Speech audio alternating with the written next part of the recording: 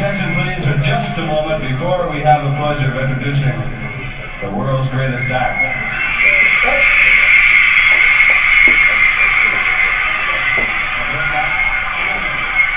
We would like to say that we want to thank... Wait. We want to thank all of you on behalf of all of the disc jockeys at KRLA for your great participation, and we love every one of you. Believe me, we do.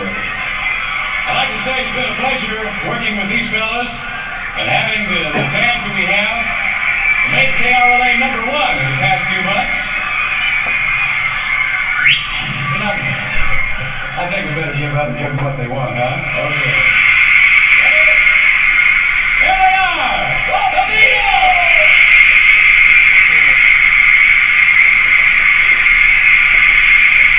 Huge milestone in music history, the Beatles at the Hollywood Bowl.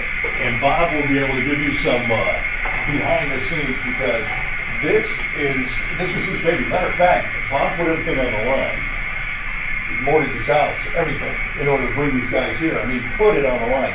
But the one thing I've been trying to talk to you guys about, and what I really want you to kind of hone in today, to Bob can kind of share some of that, is that the fact that he was in the music business. 62 is when the Beatles started breaking over in Europe, and then kept coming over here. But to have that fortitude and have that vision and that insight in order to say, hey, you know what, let's bring these guys.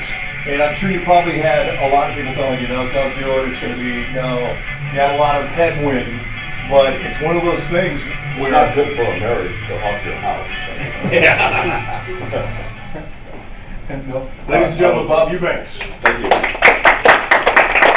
Sit on your table. You can sit on the table. I got this chair for you if you like. No, this is fine. I'll tell you a quick story. You have interest, obviously, because you're here, of the most wonderful business in the world. There's room for everybody, and I'll tell you a quick story about that. I was getting my hair cut in Camarillo about 3 years ago, and my barber said, have you heard the new Beatles Love album? I said, no. He said, well, your voice is in it. I said, come on. And the lady next to me said, well, have you seen the show in Vegas? And I said, no. She said, well, your voice is in it. So I went out and I bought at Starbucks the CD, the Love album, and sure enough, at the end of one of the cuts, you hear, here they are, the Beatles. And he's saying that, and you just heard that. 5 words.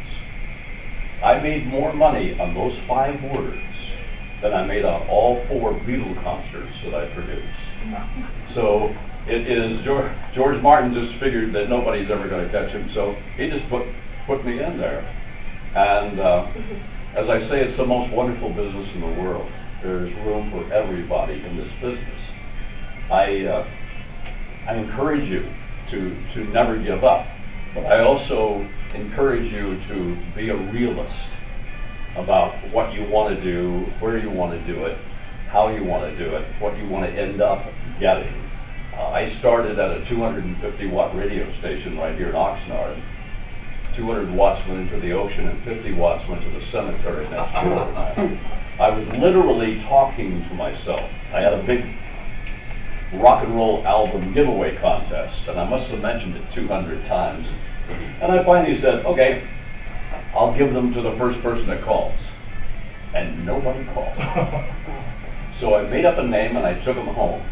But I realized right then that I'm sitting out in the middle of an orange grove talking to myself, and I better do something. So one morning, God only knows why, one morning I got into my little Volkswagen after I got off the air. I was working midnight to 8 o'clock in the morning on the air. Yeah, I know. He's shaking his head like shit. Midnight, and I drove to one of the most popular radio stations in all of Southern California, KRLA. I wanted to see what the big guys look like. And as fate would have it, they were having a disc jockey meeting that morning. The all-night man had a sore back. Nobody wanted to sit in for him because he had to work 6 hours, and they only had to work 3 hours. So I could tell that there was problems going on, so I walk up to the program director, and I said, well, hi there, I'm a disc jockey. And he looked at me kind of funny because he must have had 150 tapes on his desk from people all over the country wanting to come to Los Angeles and work. He said, do you belong to the union? I said, no. I said, but I can. And so I borrowed $360 and I joined the union and I went on the air that night and I was there 7 years to the day at KRLA. I wasn't a great disc jockey, but I encourage you to take what you know how to do and learn to apply it in other areas. Sometimes you're judged by the people you run with. I was there with the big guys. I was there with a gentleman by the name of Dick Biondi from Chicago. He owned WLS in Chicago. I was there with Casey Kasem out of Detroit. He ended up coming out here and made so much money. And Wink Martindale from Memphis, Tennessee. So I was there with the big guys, And sometimes you're judged by the people you run with. And here was this little twerp, Bob Eubanks from Oxnard. And so I figured, and at that time, we had restrictions, and you probably won't run into this, but rock and roll radio at that time was, they call it top 40 radio then. And they called it time and temperature radio then. So you were very restricted. And between every record, we have to give the time, the temperature, the call letters, and the name of the tune. Well, how many ways can you say the Beatles at KRLA 15 minutes after 9, 74 degrees in Los Angeles, and here are the Stones? That's the way radio was then. And I wasn't very good at it.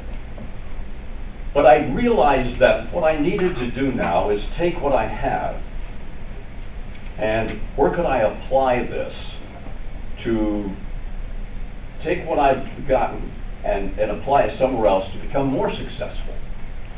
And so at that time there was a nightclub in New York called the Peppermint Lounge. Joey D and the Starlighters were the big band, and they had a hit record called Peppermint Twist. This is back in the 60s. Which, by the way, I got one for you. You know who the guitar player on Joey D and the Starlighters? No. Joe Pesci. Joe Pesci. The actor, wow. Joe Pesci. So I realized how successful they were doing. So we decided to open a nightclub there in LA, and we called ours the Cinnamon Cinder. Young adult, no booze, because I found out that if guys had a choice between pretty girls or booze, they would take the pretty girls every time. And so we even had a hit record, CC, Cinnamon Cinder, and the whole 9 yards. My point is, what I did is I started that and I was buying talent.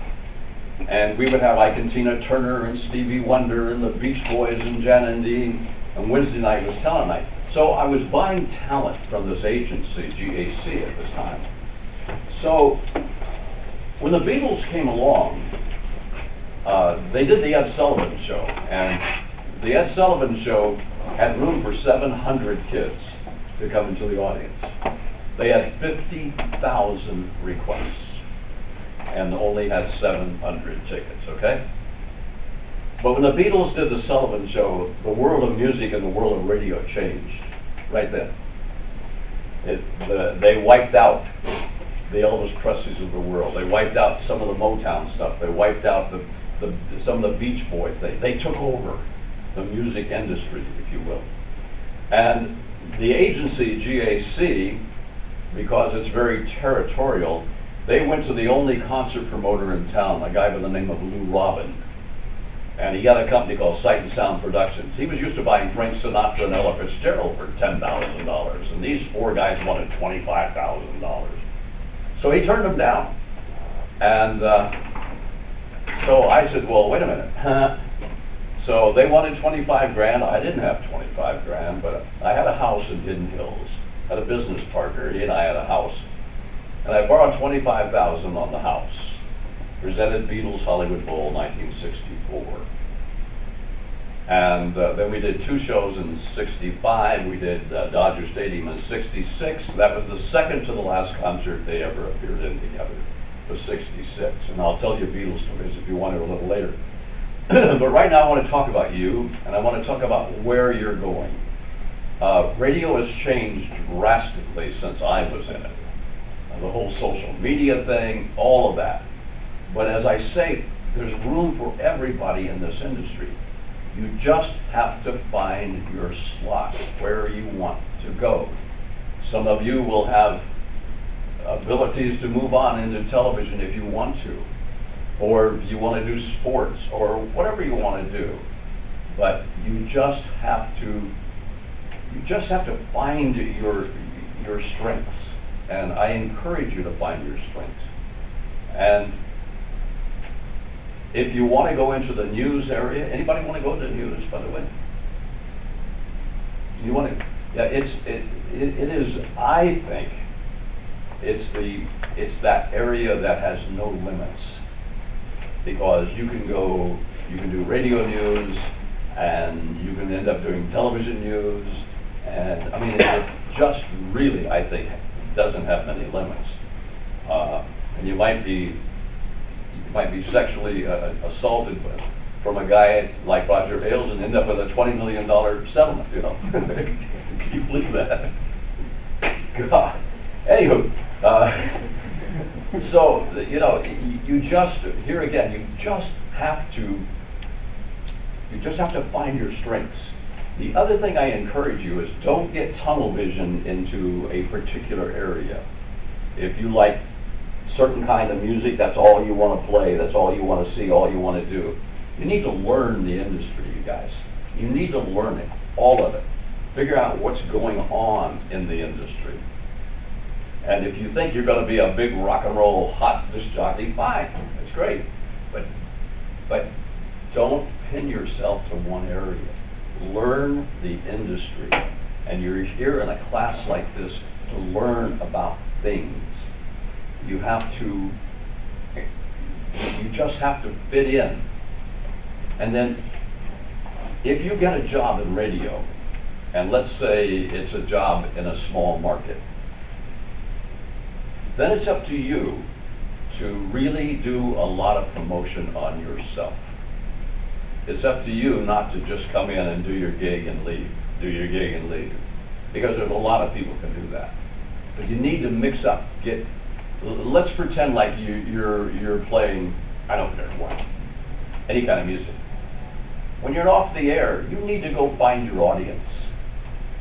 Where is your audience? Are there groups in town that participate in that kind of music?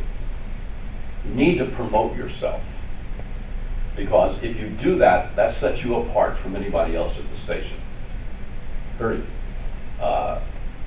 It's just the way it is. If I went in, and I'm talking old now, so forgive me, let's pretend like I went in and I was going to work at an oldies station. Well, by the year 2025, you guys, there's going to be twice as many people over the age of 50 as there are today.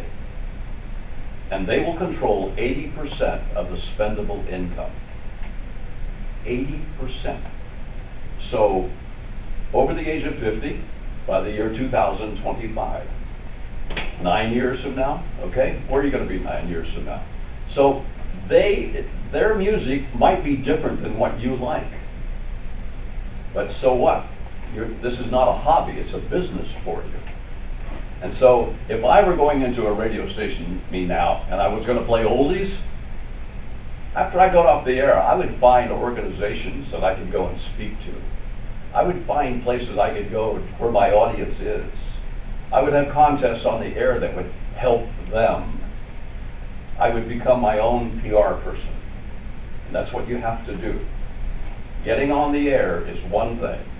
Being successful on the air is another thing. So you've got to promote yourself. You have to do that. Now, if you want to get into radio, and let's say you want to get into the technical side, or even in television, the technical side, there's room for everybody in this industry. And what happened when Newlywed Games started in 1966, they auditioned every disc jockey in town. Every disc jockey in town. Today, it wouldn't be that way. They would audition the weathermen. Sajak was a weatherman. Letterman was a weatherman. But back then, it was the disc jockeys. And I'd never been on television before, but I went and auditioned, and I got lucky. A little Hispanic couple, he'd been out all night gambling, and she was so mad at him And she just nailed him during the audition. Just nailed him. And it was funny. And I got credit for it. So I was assigned the host of the Newlywed Game. I didn't know what I was doing. Had no clue. And at the end of the first show, Chuck Barris, the guy who used to MC the Guam show, he owned Newlywed, and he came to me, he says, "We got a problem." I said, "What's your problem?" He says, "You've just done something I've never seen anybody do before." I said, "What'd I do, man?" He said, "You went a half hour without blinking." That's how scared I was. And when I first started Newlywed Game, and this is important, I would walk into the dressing room before the show, and there would be 4 couples sitting there ready to bare their soul for a toaster, you know. And I say, "Okay, you guys, we're going to go out there, we're going to be funny." I had nothing. But then I figured something out. If I would sit down with each of the couples before the show and ask them questions about their life, about their families, about their jobs, all of a sudden I had different people. My point here is, people don't want to know about you. They want you to know about them. So if you walk into a guy's office, for instance, and you look on the wall and you see pictures and you see trophies and all of that, that's where you should go, you guys. Before you get involved in the office, you say, "Wow, you play football? Or is that your son?" You ask about them, and all of a sudden they're going to be coming at you with information about them, and you have had a good start right there. The simple point is, you walk into a bank and there's a lady wearing a nice sweater, and you say, "Wow, where'd you get that sweater? My wife would love that sweater." I promise you, the next time you walk into that bank and you go up there, that lady's going to take care of you, because you showed interest in her. So this is not about you, this business. It's not about you. People don't want to know about you. They want you to know about them. And if you can get that in your head, you will be successful. Using people to make yourself move forward. Okay? You gotta have a wide mind. You can't be narrow-minded and say, "Well, I just want to do this," or "I just want to do that." You gotta go into this business because it's so big and broad now. You gotta go into this business with the attitude of, "I want to learn everything I can about this business. And then I want to take my strengths and apply them." That's what you have to do. What do you want to do? I want to write a sitcom. Want to write a sitcom. Yeah. Interesting about writers. You know, I have a son that's the #1 stuntman in the world. He Too Fast, Too Furious. He's in London right now doing Transformers with Michael Bay. He started on Dukes of Hazzard. When he got out of high school, he was very dyslexic. He was a Golden Gloves boxer and making a pretty good living in the rodeo. We were a rodeo family. But he was so dyslexic, he came to me and he said, "I know I'm not college material." The guy that hired me to do the Newlywed Game from ABC, his name was Paul Picard, was at that time the executive producer on Dukes of Hazzard. It's a small business, you guys. And I went to him and I said, "Look, I have a young son who's pretty talented." I said, "I need a favor." He put Corey to work on Dukes of Hazzard. He started putting leaves on the ground, so when the General Lee went by, it looked like it was going faster than it was. Then he ended up writing Passenger. And then for the next 8 years, he jumped that car through the air, and he learned his craft. But he didn't sit around just learning his craft. He learned about directing, he learned about casting, he learned about the industry. Now here's a dyslexic young man who now has written 3 scripts and sold them.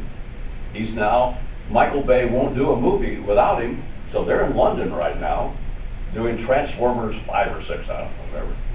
And he won the Stuntman's Academy Award. If you saw a movie called Fast 5, the opening scene of Fast 5 is a Greyhound bus. Vin Diesel's in the bus and he's supposed to be taken to prison. Well, that was my son. He rolled that bus 8 times. You could probably find that on the internet, by the way. He rolled that bus 8 times, and he won the Academy Award. The reason I've gone this way is because you want to be a writer. I happen to believe that someday there will be no stuntmen, that computers will take over. I think that we have no idea what's going to happen, but they can't replace writers. Here's the scene. They can't So replace comforting. writers. So you keep that in mind. Okay, this is him. I'll tell you a story after you see this, because it's fascinating. Which car is he? Which bus? Is he the bus or?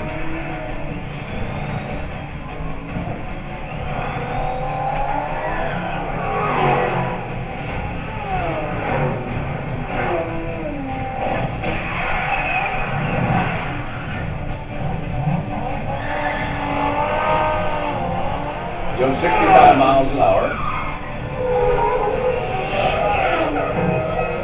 That's him, that's my son. Right? Yeah, right there.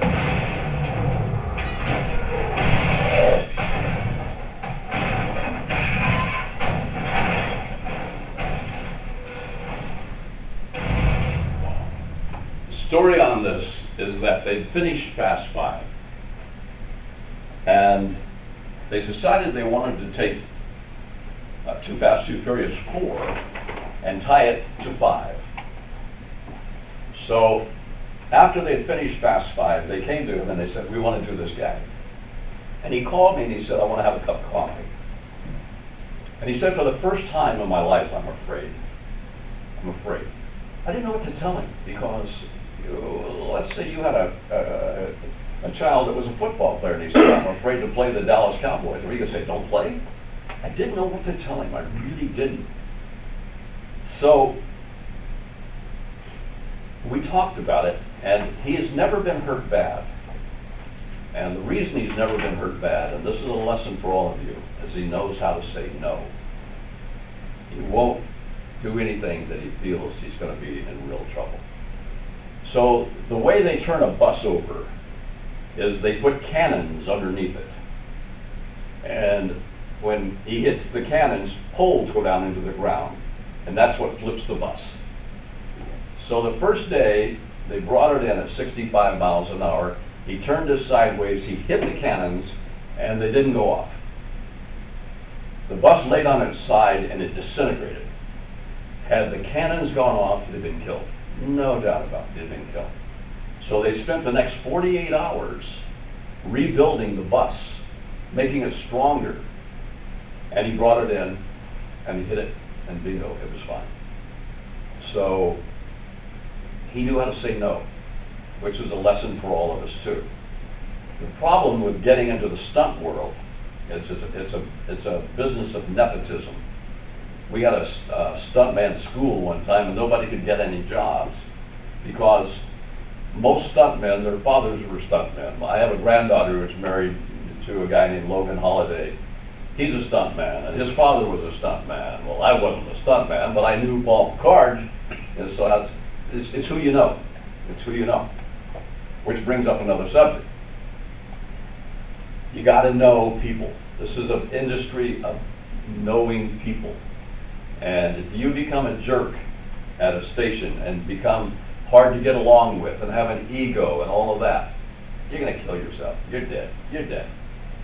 I always remark, and forgive me, God, that Dr. Phil, from what I understand, is a giant pain in the patoot.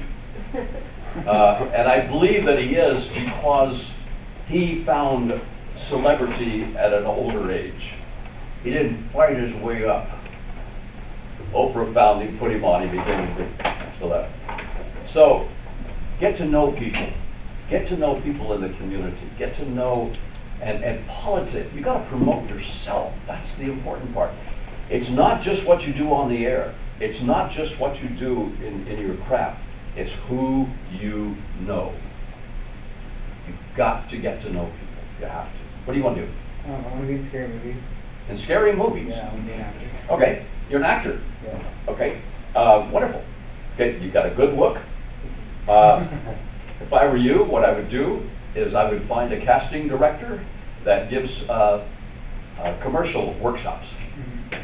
Okay, Find a casting director who gives commercial workshops, because if you audition for him sometime, you're gonna have a leg up, my friend. Sure. Okay? Yeah. You've got to promote yourself. You've got to have the right pictures.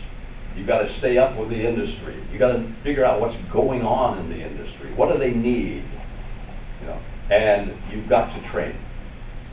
You got to train. You've got to. I can't act. My children asked me never to act again. Even when I played myself, I couldn't act. That's the truth. God Almighty. But you know, you gotta. After you get out of college, you've got to take acting. You've got to promote yourself, and don't leave this town. You know, I was engaged to a girl one time in Springfield, Missouri. I had my bags packed, and I had an offer at a radio station there in Springfield. And I was sitting there looking at my suitcase, and I said, what in the hell are you going to do? You're going to go back there, work in Springfield, have 4 kids, and never get out of there. Well, I wasn't in love anyway. So anyway, I canceled the engagement, canceled the trip, and because if you want to be in this business, you've got to have your sights either here or New York or wherever you want to be. You got it. You got it in acting. This is the place. You know, you just have to. But you need to. I want to hear you be a little more aggressive when you talk. I want to hear you work on your voice. But you have the look, and you'll do it. You'll do it if you really, really work hard at it. But get to know people. I can't tell you what a business of who you know this is. It's crazy. It's nuts. What do you want to do? With production. Want to be in production?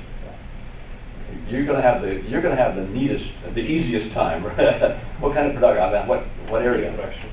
Just production? Yeah, pre-production, casting, stuff like that. Okay, good. Do you have goals? Once you leave college, do you know what you're gonna do? I'm gonna go back to Norway for sure, but I don't really know. Back to Norway. Yeah, from Norway. All right. Yeah. Okay. It's a long ways from LA. But wonderful. You know, and you have the ability in production to pick so many different areas. And technology is moving forward so rapidly. And it's changing everything. So, you know, there's room. There's room. And if you don't like it in Norway, there's room right here also. Yeah. Believe me, there is. What do you want to do, kiddo? I want to direct music. Direct music videos. Interesting. Huh? I don't know a damn thing about directing music. There you go. I mean, just film production in general. Yeah. I'm trying to put together 2 films, and I'll get them done. I'm not a big fan of motion picture production as an investor. It's I could do 3 seasons of television before you could do 1 movie. We did a couple of them. I didn't lose any money, but I didn't get rich on it. But I've got a really interesting children's soccer film right now. It's called Goals to Glory. And when you put together a film like this, you have to think about your international market as well as your domestic market. So in Goals to Glory, we have a little Hispanic player who's been invited to go to this affluent high school because he's so good as a soccer player. His father is blind, and his father has never seen him play. He's only heard him play. So there's my Hispanic. Okay? The principal of the school is African American. There's my African American. I have a very strong European coach. There's my European. And this affluent high school doesn't have a girls' soccer team.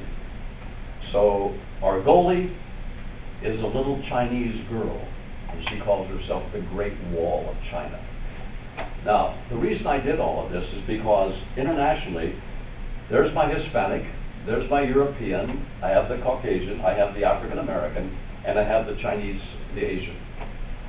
What you try to do in that casting is you've got to And with soccer, there's 250 million people play soccer every year. China is spending $185 million to put together a school because they want to win the World Cup someday.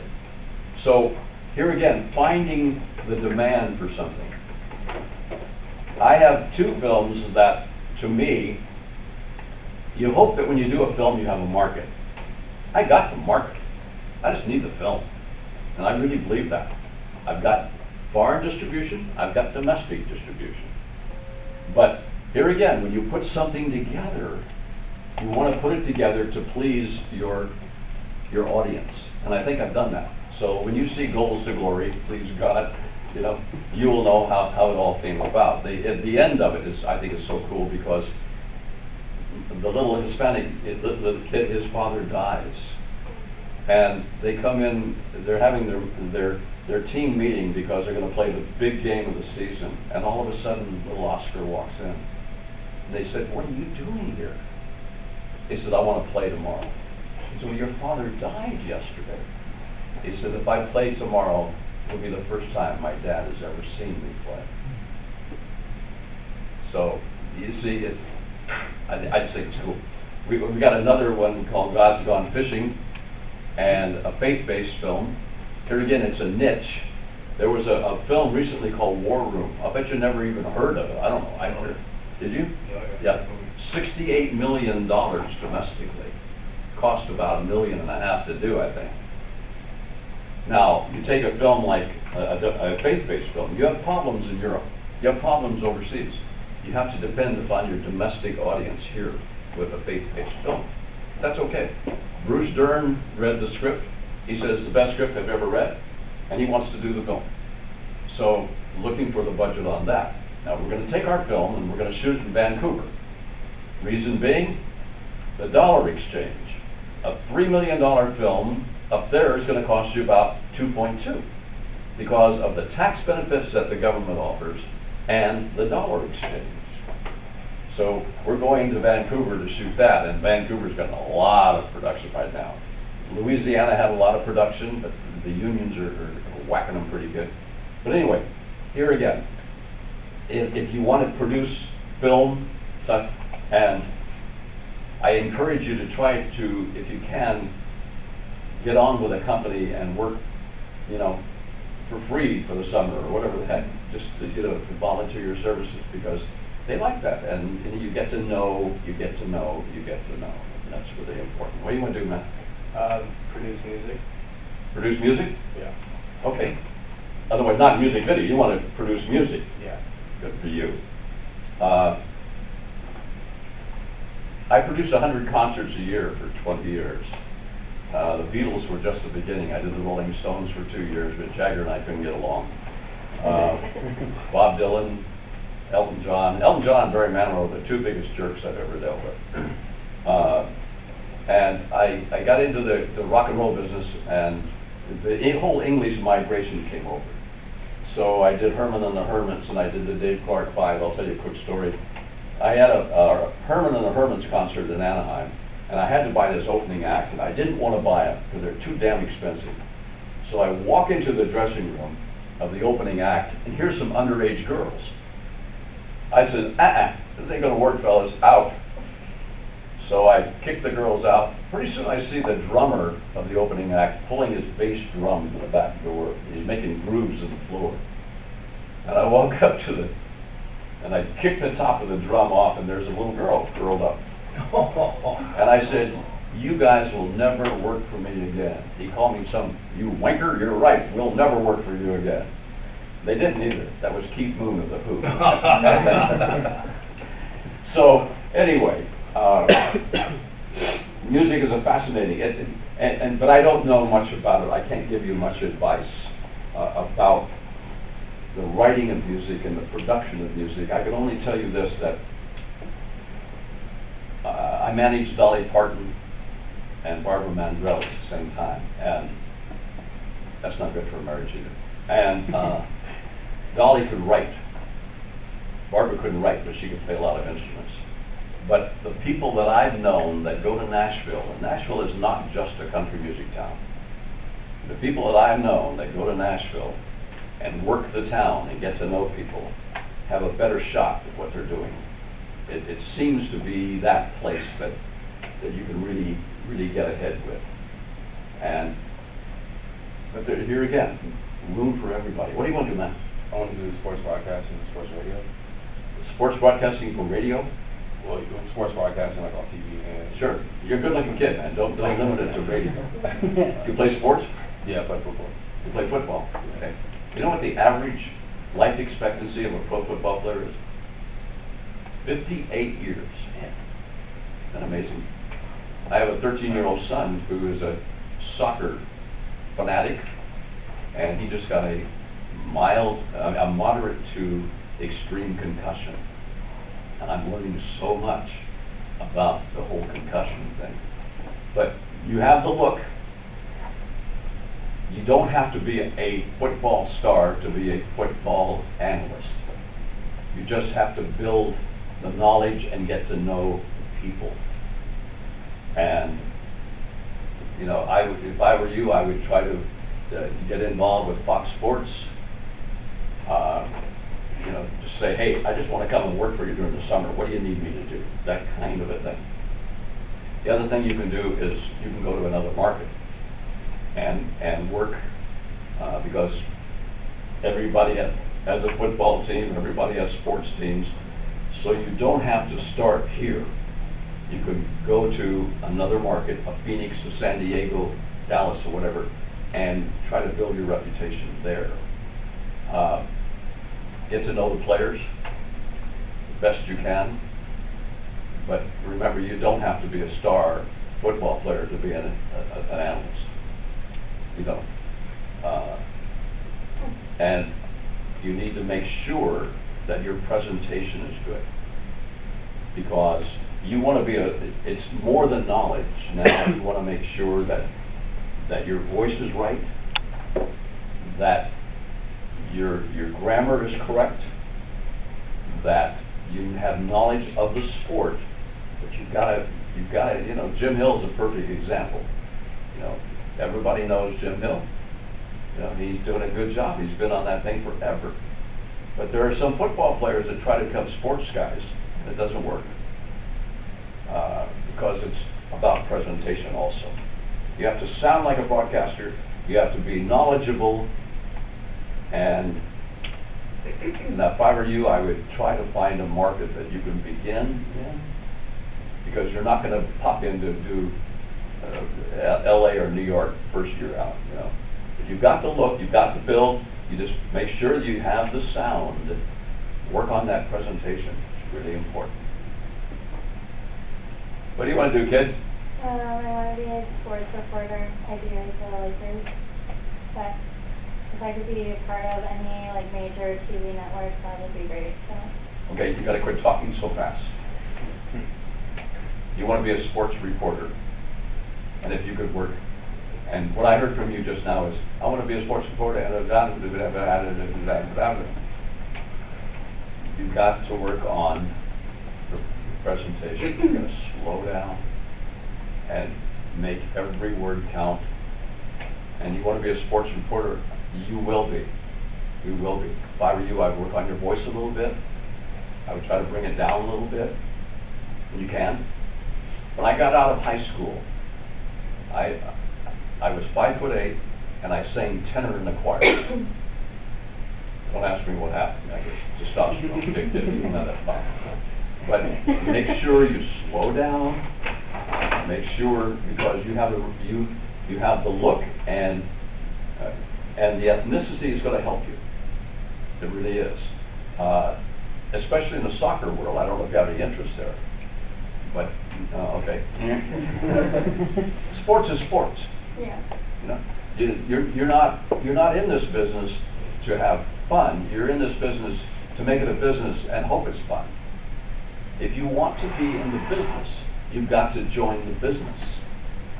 You know, and you can't be too selective as to what you want to do going in. You just, you know, I'm a big country music fan, but I've never played country music on the radio, and I wanted to so bad. But I just had to go where the work was. So You know, you take yourself, I will tell you, the female soccer organization is huge. The Ladies World Cup beat the NBA basketball on television rating-wise.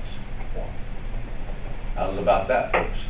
So don't turn your back on any of that. If you want to be a sportscaster, forget about if you love soccer or not. Forget about if you love football or not. Go in and attack that. Because people that work in mortuaries don't love death, but it's their business. You know, so do that. What do you want to do, man? I want to be a lawyer. Oh, good. What kind of law? Like real estate law. Okay. You ever think about entertainment law? Yeah, I've thought about that too. Okay. Will you let your hair grow? Sure. Okay. I read a thing the other day. This football player said about his new coach. He said, "Yeah, he treats us like men. He lets us wear earrings." So, I think it's wonderful you want to be a lawyer. I wish everybody wanted to be a lawyer because I think a law degree would help everybody in every business they're in. But you got to join the world. You know, the haircut won't make it. The earrings won't make it. You got to join the world. If you're going to be a businessman, if I were walking into an office right now and I needed an attorney, I don't want him to have a mohawk and earrings. You know, I don't want that, and that's okay if you do now. That's okay. But treat it as a business. And entertainment law is really interesting. Good entertainment lawyers make a lot of money. And sometimes they actually replace the agents, even though they're not supposed to, but they do. But a good entertainment law, if you could become an assistant at an entertainment law office, a big one, it would help you considerably. But I admire you, you want to be an attorney. And forgive my bluntness, but we just have to go out into the world. And we don't need the world to look at us. We need to look at the world and make our decisions. We need to be flexible. She hates soccer, you know. I don't hate soccer. Oh, you are. I just don't know that much about it. But you will, because you're going to be a sports lady. You see, you can find out about it. You see, you go where the business is, you guys. Not where you want to be. Go where the business is, and then adjust. Then adjust. What do you want to do, man? I want to be a football analyst. Football analyst. Yes. Okay. I don't know much about how you become a football analyst, other than the fact that you simply have to, here again, get to know the people, get to know the teams. I mean, you got the Rams right here, man. There's people down there that can help you, and I mean that sincerely. Someday you'll be able to call up the guy and say, "Hey, can you help me here? Can you help me there?" You know, Magic Johnson. Magic Johnson's a very unusual fellow.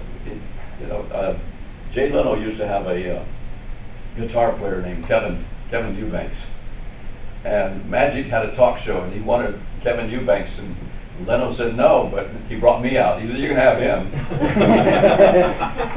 But Magic is the only guy I know that has franchises of Starbucks. He owns most of the Dodgers. He and the Guggenheim people.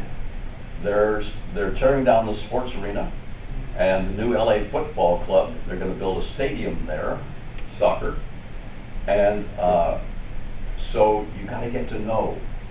And if I were you, I would get to know everybody in the broadcast world, as well as who's a really good football analyst. Football analyst, like I really like. I mean, they do like radio and analysts. I like Dan Patrick, like Rich Eisen.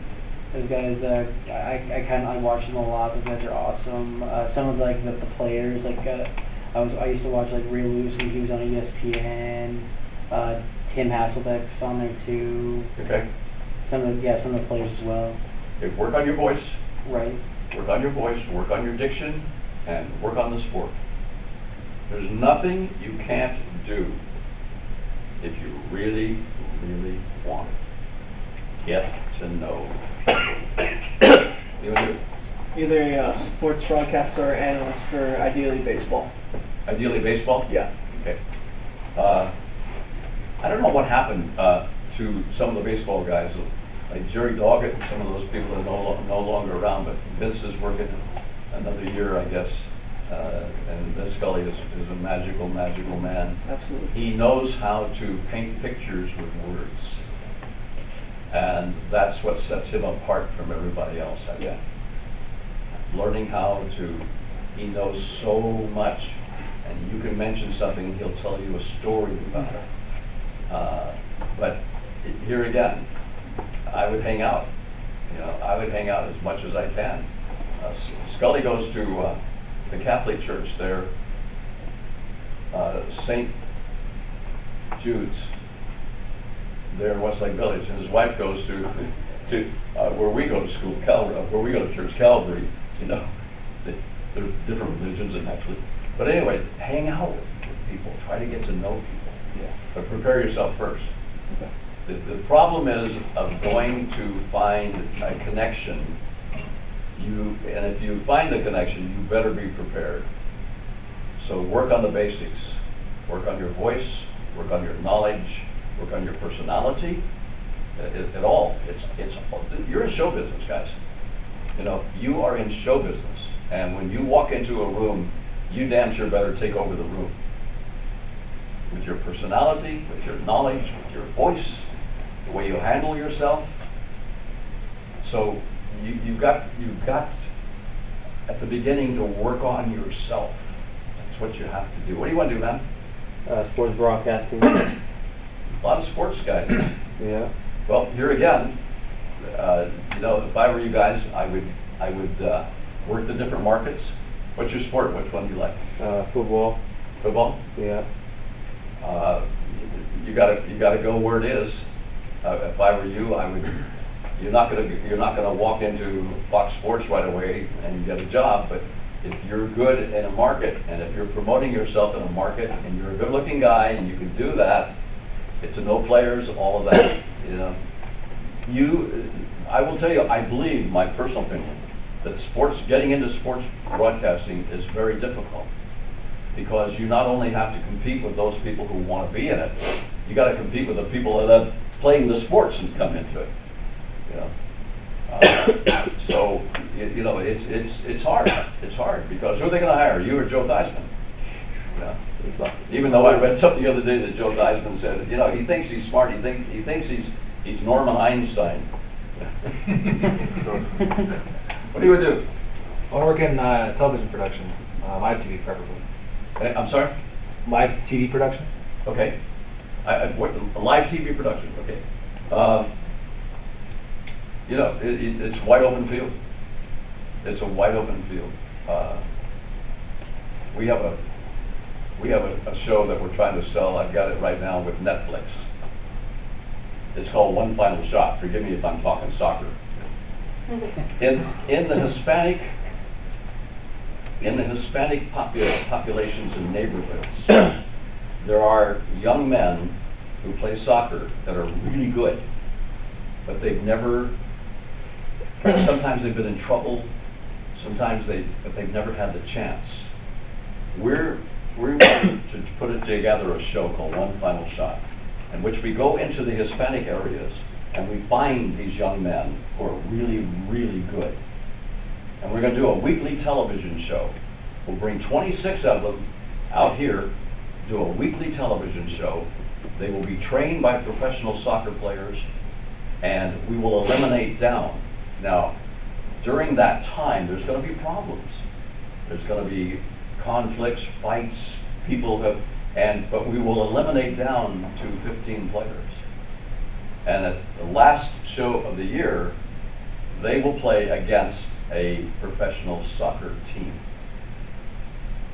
So it's called One Final Shot. It's their way, and I think it smells good, man. I'm telling you, I think it's everything. What do you want to do, Matt? Actually, I like radio and I like real estate. You like radio and real estate? Yeah. Okay. You have a strong accent. Thank you. Okay. You have two choices. You can do Hispanic radio, or you can try to get rid of the accent. I don't mean totally get rid of it, but there are outlets for you. Believe me, there are outlets for you in this Hispanic marketplace. No, Mohammed, you're not Hispanic, right? But No. Oh, you're not Hispanic? I'm sorry. No, that's fine. Poquito. Poquito español? Okay. What is your ethnicity? Arabic. Oh, you're Arabic. I'm sorry. I just That's fine. forgive me, man.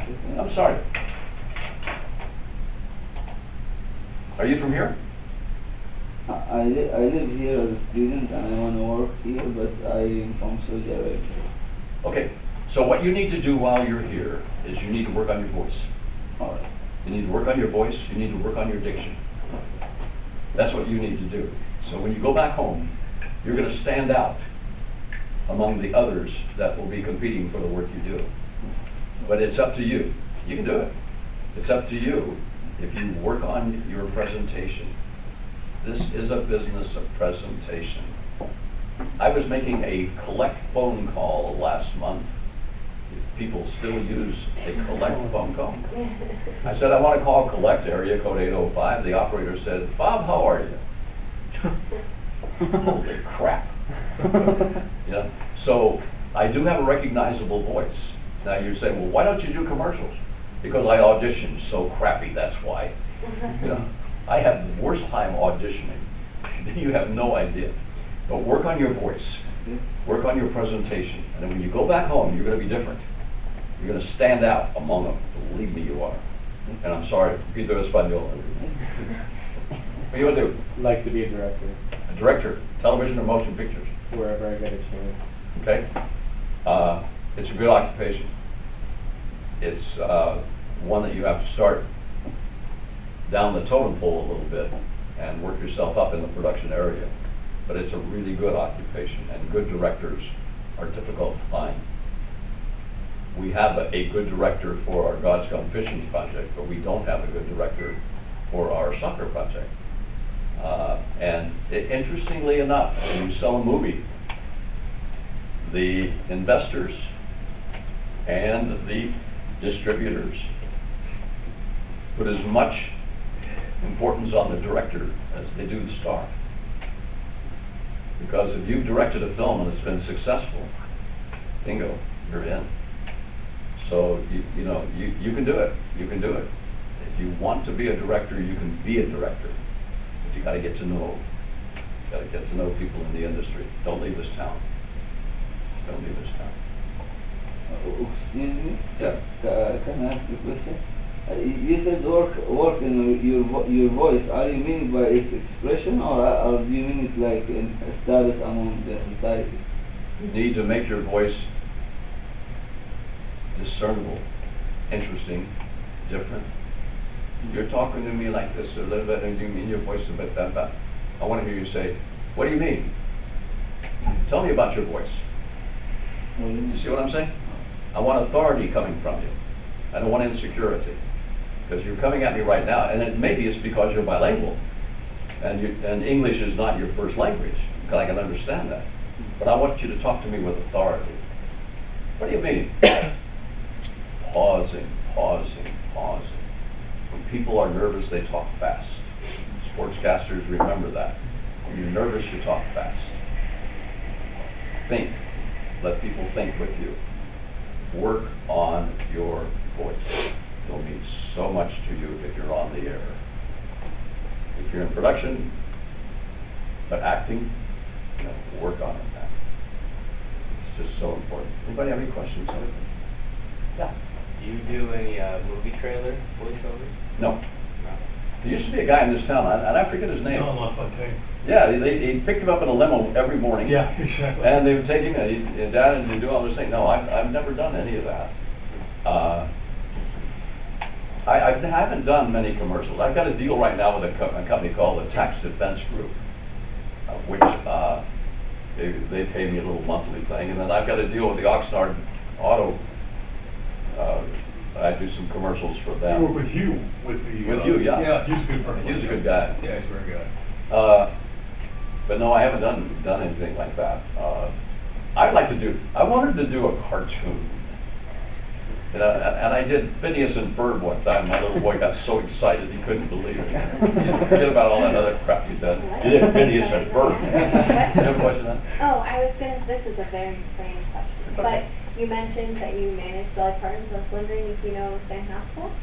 Sam Haskell. Yeah. Music, I think he does all for television.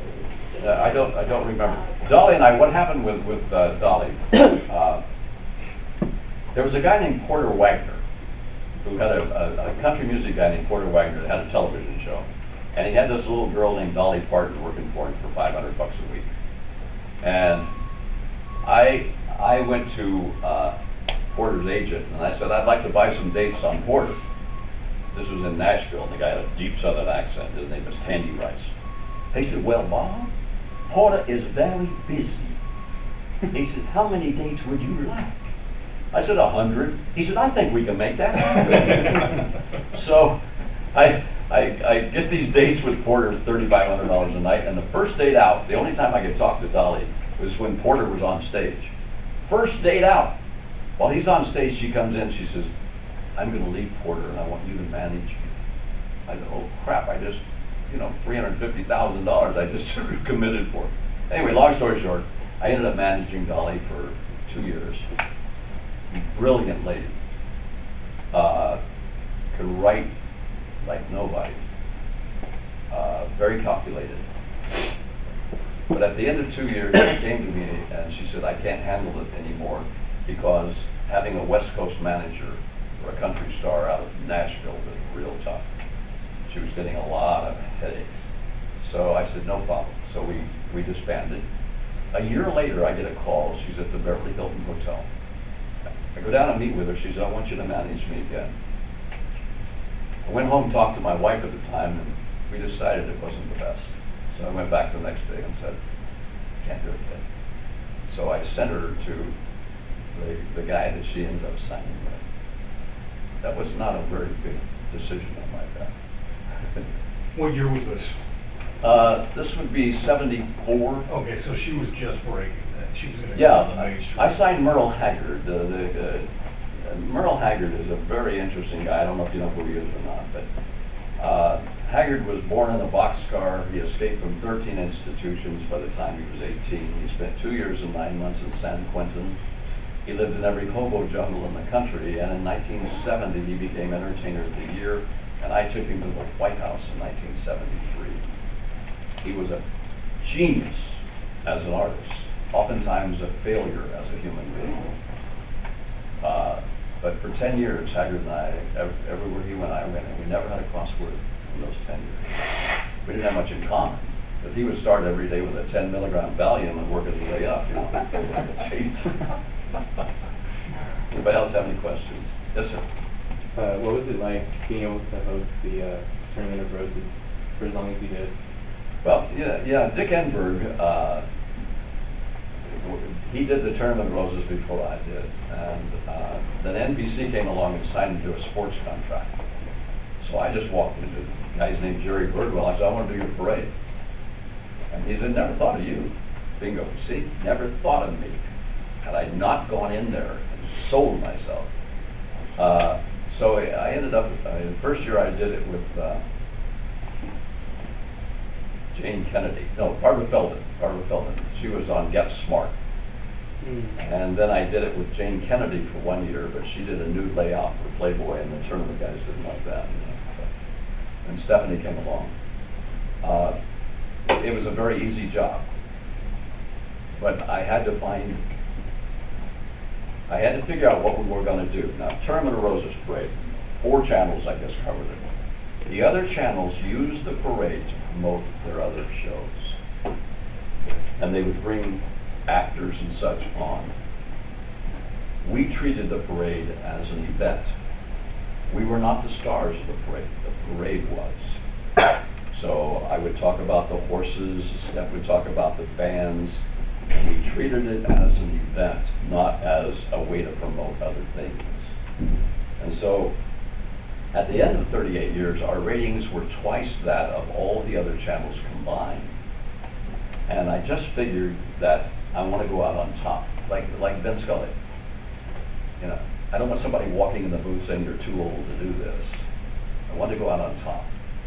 And so I'm going to have a New Year's Eve. How about that? 38 years? 38 years. Wow. Yes.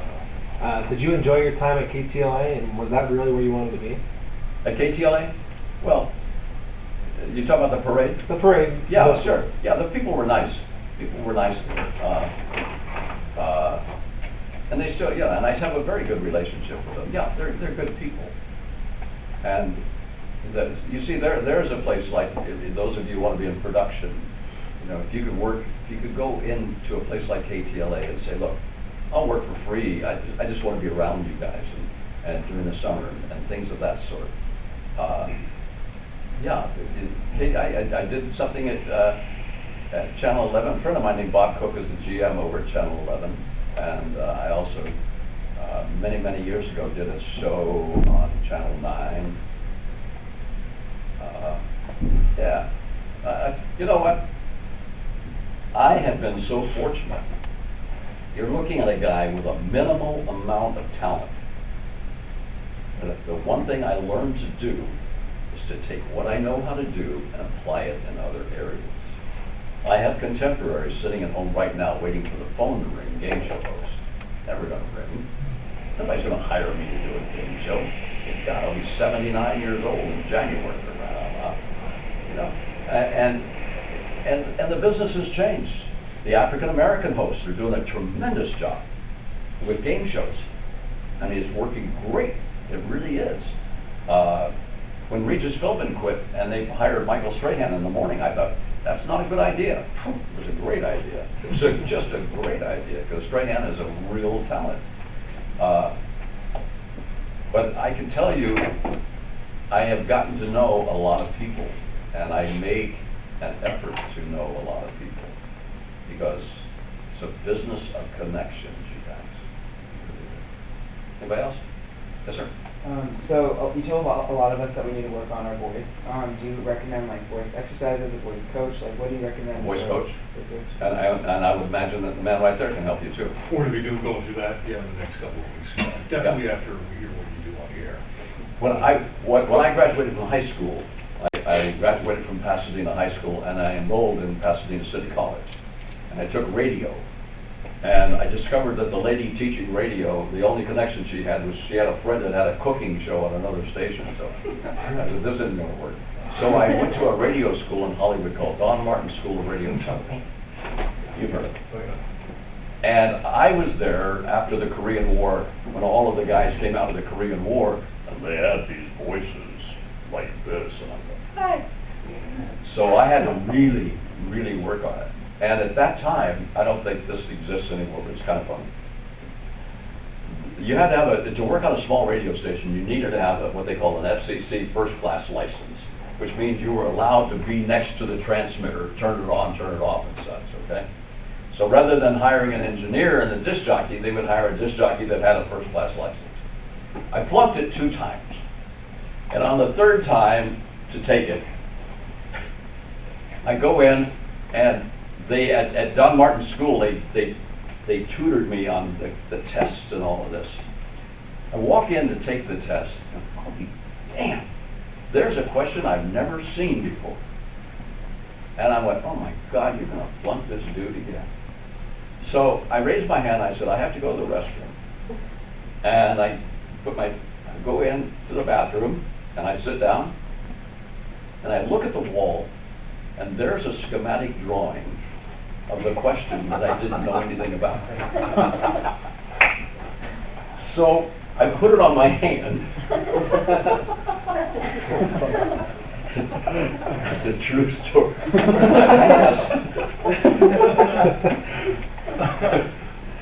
Oh God. The star was born. Yeah. Thank you, Lord. Anybody else? I have a question. Yes. I was just going to say, you mentioned a couple of times about going to meet people and then from there saying, I'll work for free just to get this experience. I feel like I've done that in like emails and stuff, and I think it just gets like washed away. Forget about emails, sweetheart. Yeah, so your you face have is to not on emails. You got to go look at them. You got to go talk to them. You got to do some research on who you're going to meet with. so that when you walk in, you say, I am so glad to meet you because you directed such and such and such and such and such. So you go in with knowledge. And I'm a big believer, first of all, I'm computer illiterate. I'm a believer in social media, but we've got to maintain our people skills in this world of high technology. We're sending emails to people in the next cubicle and capitalizing them when we're mad at them. You see, you cannot lose your people skills. You've got to be able to walk into a room and say, I got an idea, what do you think about this? So if you're going to meet with somebody, you need to do research. You need to know who they are, what they are. And when you walk into that office, you take a look at the walls and see where his interests are. You do all of that to promote yourself. Forget about the damn social media, guys, because it has no personality. None. Personal opinion. My question is, it sounds to me like you have a slate of shows with your production company that you're working on, or? Yeah, I did some, I had a partner by the name of Michael Hill, and we produced shows. We did a show called All-Star Secrets for NBC. We did the Guinness Game in syndication. I have never been a good detail person. I am a communicator. Michael was a good detail person. He could produce. I'll tell you a funny story. There used to be an artist named Tony Tennille, the captain in Tennille.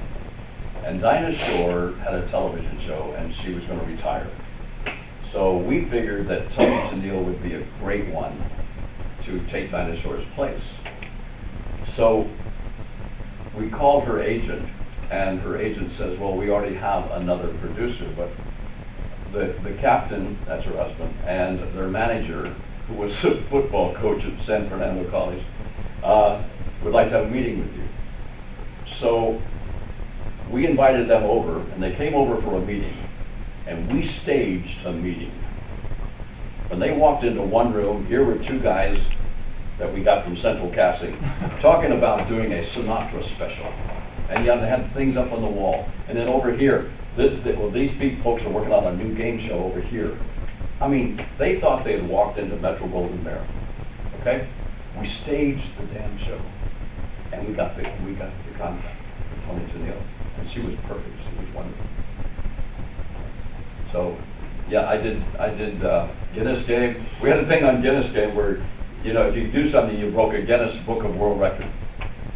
And we had a guy who could lift a wheelbarrow with more weight than anybody had ever done in history. And he did it. Went to commercial. The stagehand walks up and picks up the wheelbarrow. What? And we got sued by an elephant, by the way, too. Anybody else? Well, I hope I haven't depressed you. Because I came in here wanting you to know that there's room for you all in this business. All of you. No matter what you want to do, there's room. And it's the most wonderful business in the world. I had, the Game Show Network has a competition now. It's called Buzzer TV. Okay?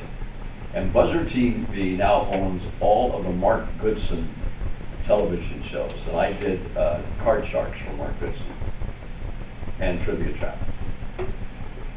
The other day, I went to the mailbox.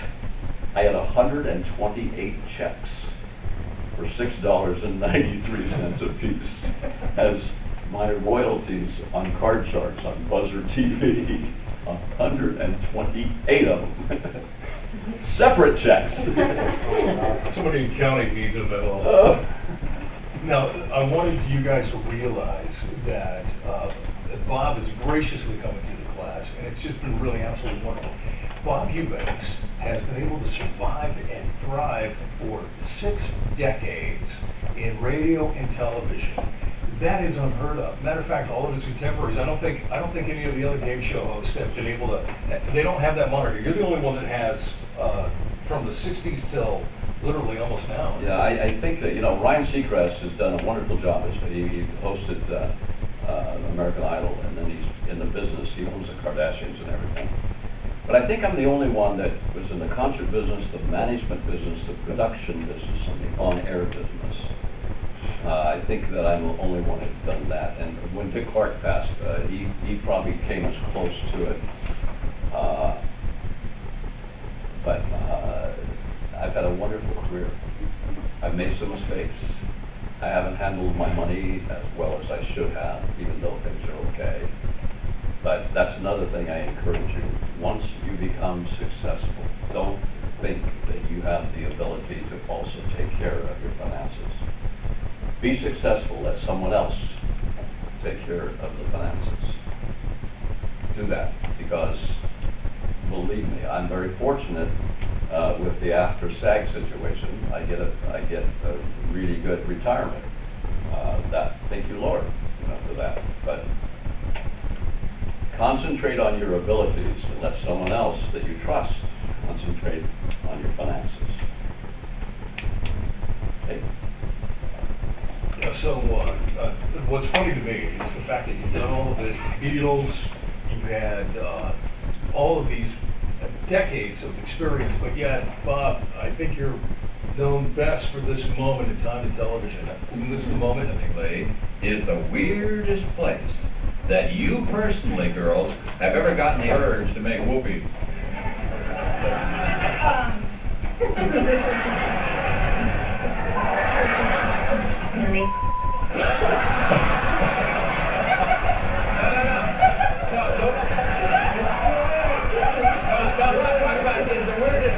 The weirdest place. Okay, the story here is, it'll be on my tombstone. Supposedly, the lady said that would be in the butt, Bob. But she didn't say that. What she said was worse. She used the A word. But I've had calls from 60 Minutes. I've had calls from a Top Gun pilot overseas, wanting to know about in the butt, Bob, and it'll be on my tombstone. I know. But in the butt, Bob never happened, and people will say, "Well, I saw it." No, you didn't. You didn't see it. First of all, it's never been on there. What happened was worse, as I told you. Now, they did a movie called Confessions of a Dangerous Mind, which was the Chuck Barris story, and he is the guy that produced No Big Wet Game. And when they did that, they called this little lady, Olga. They said, "Olga, we're going to put that clip in the movie." She says, "Oh, please don't. I'm a grandmother now. Please don't." They said, "Well, it's worth $5,000. You go right ahead and do it." So, it'll be on my tombstone, I'm sure. If you want to find out more, Bob's got a book called It's in the Book Bob. So I'm going to do another book. I'm going to do a book called Short Stories About Big People. That's another thing I want to talk to you about. If you're a performer, I highly recommend you change your name. And I'll tell you why. Because if you become really popular, anytime you have any sort of legal problems or divorce, whatever it happens to be, you're going to be all over the place. But if you have I wish I had changed my name, is my point. And I used to say, well, my parents gave me that name, I'm going to hang with it. But anytime you get sued, any kind of legal problems, if you're a performer now, you need to have another name. You really do. I highly recommend that. And you need to start at the beginning so you don't have to change your name later on. And your mom and dad will say, "Well, what's wrong with our name?" But it's just a protection for you. And I wish I had done it. I really do. I really wish I had done it. One thing that we talked about, because my radio name is Scott Alexander, and these guys, because of CLU, I couldn't use that, and I can't promote this class, which is unfortunate because they don't know who I am with my real name. And, after being on radio so many years. But the thing that's important is once you pick a name, stick with the name. You want to build a brand. You don't want to change every week with a name. No. Because then you're going to be confusing and blurring that brand. But you know, it's just a protection. I so wish I had, because went through a divorce, had some legal problems, and you hit the National Enquirer and all of that crap. Protect yourself. Protect yourself. Protect your children also. You know, it's important. Anybody else? All that stuff is public record. That's public record. It's easy. Yeah. You report that stuff easy. Well, thank you for having me. Thank I you. wish you all the best.